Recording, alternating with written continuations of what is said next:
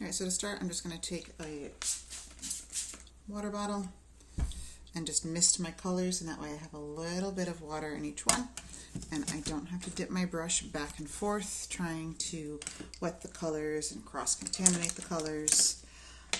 I have a few different brushes here.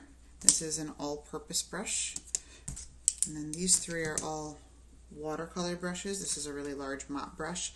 This is great for backgrounds, but not really good or practical for the size that we're going to be working, learning these techniques. So I'm just going to set this one aside and mostly use these three. When I want more water, I will use this one, and if I want to control the paint and where it goes more, I will probably use this, and this would be good for smaller details and kind of moving things around gently. Okay, just cleaning any residue out from the lid. I'm going to use this as my mixing space. It doesn't have to be spotless because we're going to mix most of our colors anyway. What I'd like for you to do is kind of pick a base color, a color that you're going to focus on for most of these techniques.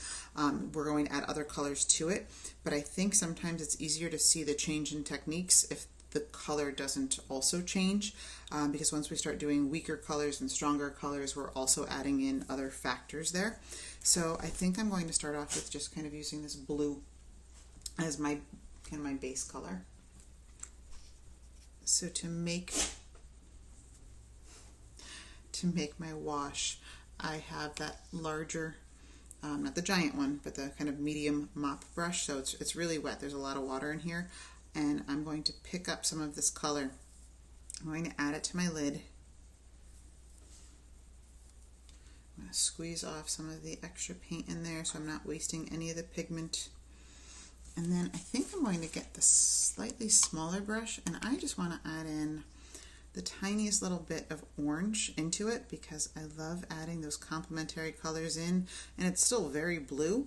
It's just dulling it down a little bit, and I think it makes for a more interesting color than just the color straight out of the container. So now a wash, just think about like when you're doing laundry. It's a lot of water and a little bit of soap. Well, this is a lot of water and a little bit of pigment.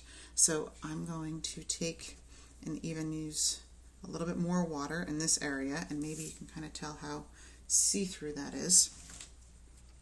And I'm just going to do a light, even coat of blue paint. That's it. That's a wash. If you find you're having trouble controlling some of the edges and they're starting to puddle up, that's where having another brush can come in handy. I can take this brush, squeeze out the water, and just kind of pick that up.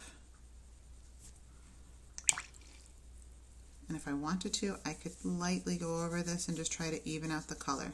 So a wash should be light, it should be even, and it should be very, very see-through.